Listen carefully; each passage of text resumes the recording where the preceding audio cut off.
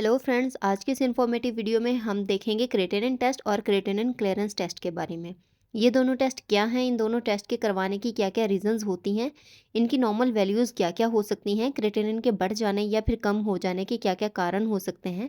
तो ये सब हम आज की इस वीडियो में जानेंगे। सबसे पहले हम बात कर लेते हैं क्रेटिनिन टेस्ट के बारे में। ये टेस्ट किडनी फंक्शन के बारे में पता लगाने के लिए करवाया जाता है कि हमारी जो किडनी है वो सही तरीके से काम कर रही है या नहीं कर रही। इसके अलावा ये हमारी किडनी के वेस्ट प्रोडक्ट को सही तरीके से फ़िल्टर कर पा रही है या नहीं कर पा रही, क्योंकि किडनी यानी कि गुर्दों का काम होता है हमारे ब्लड में मौजूद वेस्ट प्रोडक्ट यानी कि नकारा चीज़ों को, जैसा कि यूरिया हो गया, यूरिक एसिड वगैरह हो गया, अमोनिया हो गया, तो इनको फ़िल्टर करके हमारे यूरिन के थ्रू पास आउट करती है। क्रेटिनिन गुर्दों का एक टेस्ट होता है जिसके ज़रिए हम ये पता चला सकते हैं कि हमारी बॉडी में क्रेटिनिन की जो वैल्यूज़ हैं वो कितनी हैं, यानी कि ब्लड में और यूरिन में क्रेटिनिन की वैल्यूज़ क्या क्या हैं, जिससे हमें ये पता चलता है कि किडनी सही तरीके से काम कर रही है, यानी कि फ़िल्टर कर रही है या नहीं कर रही। अब हम ये देख लेते हैं कि क्रेटिनिन है क्या। क्रेटिनिन हमारी बॉडी का वेस्ट प्रोडक्ट है, जैसा कि यूरिक एसिड, यूरिया, अमोनिया या क्रेटिनिन वगैरह हो गया, तो ये सब हमारी बॉडी के वेस्ट प्रोडक्ट हैं। और ये जो क्रेटिनिन है ये क्रिटाइन से मिलकर बनता है, यानी कि जब क्रिटाइन का मेटाबॉलिज्म होगा तो उससे क्रेटिनिन बनेगा। अब जो क्रेटाइन होता है वो हमारी बॉडी के मसल्स में पाया जाता है, जो मसल्स के ब्रेकडाउन की वजह से बनता है। इसके बाद ये हमारे ब्लड में डिज़ोल्व हो जाता है और फिर ये किडनी के थ्रू फिल्टर होकर यूरिन के ज़रिए बाहर निकाल दिया जाता है।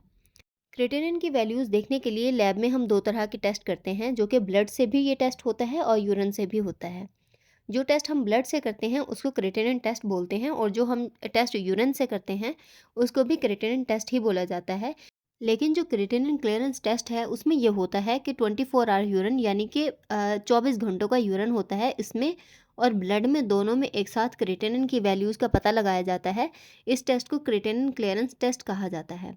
यानी पहले पेशेंट का 24 आवर यूरिन लिया जाएगा, इसमें क्रेटिनिन की वैल्यूज़ देखी जाएंगी, और फिर इसके बाद ब्लड सैंपल लिया जाएगा और फिर इसमें क्रेटिनिन की वैल्यूज़ देखी जाती हैं। ये दोनों को मिलाकर देखा जाता है क्रेटिनिन क्लियरेंस टेस्ट। ये जो क्रेटिनिन क्लियरेंस टेस्ट होता है ये स्पेशल केस में करवाया जाता है, जैसा कि ट्यूब्यूल सेल्स में कोई डैमेज हो गया, किडनी फेलियर हो गया, अगर किडनी को प्रॉपर तरह से कोई ब्लड नहीं मिल पा रहा तो उस केस में भी करवाया जाएगा, या फिर ग्लोमेरुलर नेफ्राइटिस हो जाए, यानी कि ठीक तरह से फिल्टरिंग नहीं हो पा रही, इसके अलावा पानी की कमी हो जाए किसी भी वजह से, या फिर हार्ट फेलियर हो जाए, तो इन सब में जो है वो क्रेटिनिन क्लियरेंस टेस्ट करवाया जाता है। अब हम बात करते हैं कि अगर हमने क्रेटिनिन टेस्ट करवाना है तो इसमें हमें ब्लड किस तरह से देना है। यानी कि इस टेस्ट के लिए फास्टिंग ब्लड की ज़रूरत नहीं होती, आप रैंडम में भी ये ब्लड दे सकते हैं और फास्टिंग में भी दे सकते हैं। लेकिन अगर आप फास्टिंग में ब्लड देंगे तो इससे होगा ये कि आपके जो टेस्ट का रिज़ल्ट है वो ज़्यादा एक्यूरेट होगा।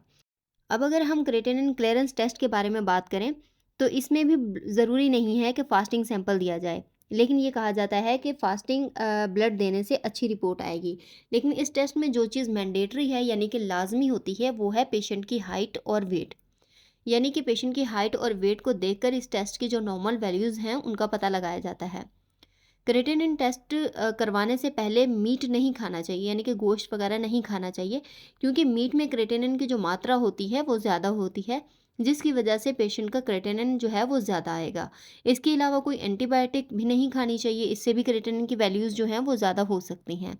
इसलिए टेस्ट से एक दिन पहले इन चीज़ों से अवॉइड करना चाहिए। अब हम ये देख लेते हैं कि क्रेटिनिन की नॉर्मल वैल्यूज़ क्या होती हैं। जो ब्लड से क्रेटिनिन टेस्ट होगा उसकी नॉर्मल वैल्यूज़ 0.67 से लेकर 1.17 mg/dl तक नॉर्मल होंगी, और जो यूरिन से क्रेटिनिन टेस्ट होगा उसकी नॉर्मल वैल्यूज़ 24 से लेकर 390 mg/dl तक नॉर्मल होंगी।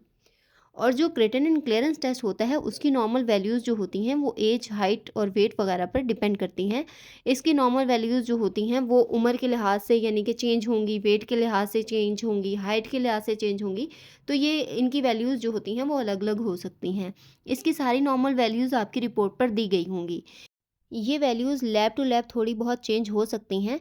अब हम ये देख लेते हैं कि क्रेटिनिन की वैल्यूज़ बढ़ जाने से या फिर कम हो जाने से क्या-क्या प्रॉब्लम्स हो सकती हैं, या इनकी क्या-क्या वजूहात हो सकती हैं, यानी कि कारण हो सकते हैं। सबसे पहली जो रीज़न होती है वो है आपकी जो किडनी है वो सही तरीके से काम नहीं कर रही। यानी कि जो आपके ब्लड में क्रेटिनिन की मात्रा है वो ठीक तरीके से फ़िल्टर नहीं हो पा रही। इसलिए क्रेटिनिन की वैल्यूज़ जो हैं वो बढ़ती हुई देखी जा सकती हैं। इसके अलावा डिहाइड्रेशन होने की वजह से भी इसकी वैल्यूज़ जो हैं वो बढ़ सकती हैं। अगर आपने ज़्यादा अमाउंट में मीट या फिर प्रोटीन लेते हैं तो इससे भी क्रिएटिनिन की वैल्यूज़ जो हैं वो बढ़ सकती हैं। डायबिटीज़ होगी, ब्लड प्रेशर हो गया, किडनी फेलियर हो गया, कोई ब्लॉकेज वगैरह हो गई, हार्ट डिज़ीज़ हो गई या एंटीबायोटिक हो गई। इसके अलावा अगर किसी की फैमिली हिस्ट्री है किडनी डिज़ीज़ की, यानी कि किसी की फैमिली में किडनी इश्यूज़ चलते ही आ रहे हैं, तो इसमें जो है वो क्रिएटिनिन की वैल्यूज़ बढ़ी हुई देखी जा सकती हैं। अब हम ये देख लेते हैं कि अगर क्रिएटिनिन बढ़ गया है तो हमें क्या-क्या चीज़ें खानी चाहिए और किन चीज़ों से अवॉइड करना चाहिए, जिससे क्रिएटिनिन की जो वैल्यूज़ हैं वो हमारे ब्लड में कम हो सके। सबसे पहले पानी ज़्यादा पीना चाहिए। अगर कोई सप्लीमेंट वगैरह यूज़ कर रहे हैं तो उनसे अवॉइड करना चाहिए। कम प्रोटीन वाली डाइट खानी चाहिए। इन चीज़ों में जिन चीज़ों में फाइबर ज़्यादा हो वो खानी चाहिए, जैसा कि स्ट्रॉबेरी हो गई, वाटरमेलन हो गया, एप्पल हो गया, पाइनएप्पल हो गया, रेड ग्रेप्स वगैरह हो गए, अनार हो गया। तो इन सब को अपनी डाइट में जो है वो शामिल करना चाहिए। नमक का यानी कि साल्ट का कम से कम इस्तेमाल करना चाहिए। रेड मीट हो गया, शुगरी फूड हो गई, कैफ़ीन हो गई, तो इन सब चीज़ों से अवॉइड करना चाहिए। और ऐसी फूड्स जिसमें प्रोटीन की मात्रा ज़्यादा हो उन सब से अवॉइड करना चाहिए। अब हम ये देख लेते हैं कि क्रिएटिनिन की जो वैल्यूज़ हैं वो अगर किसी पेशेंट में कम आती हैं तो उसकी वो क्यों आती हैं, उसकी क्या-क्या रीज़न्स हो सकती हैं। अगर किसी पेशेंट में मस्कुलर मास लो है, यानी कि मसल्स ना होने के बराबर हों, तो इस कंडीशन में क्रिएटिनिन की जो वैल्यूज़ हैं वो लो हो जाएंगी। इसके अलावा प्रेगनेंसी में क्रिएटिनिन की वैल्यूज़ कम हो सकती हैं। अगर कोई व्यक्ति यानी कि इंसान लंबे अरसे से कम प्रोटीन वाली डाइट लेता है तो इसमें भी क्रिएटिनिन की जो मात्रा है वो कम हो जाएगी। इसके अलावा अगर किसी को लिवर डिजीज़ है तो इस कंडीशन में क्रिएटिनिन की वैल्यूज़ जो हैं वो ब्लड में लो देखी जा सकती हैं। आई होप कि ये वीडियो आपके लिए हेल्पफुल होगी। अगर आपको वीडियो पसंद आई है तो इस वीडियो को लाइक कीजिएगा, शेयर कीजिएगा और इस चैनल को ज़रूर सब्सक्राइब कीजिएगा। Thanks for watching.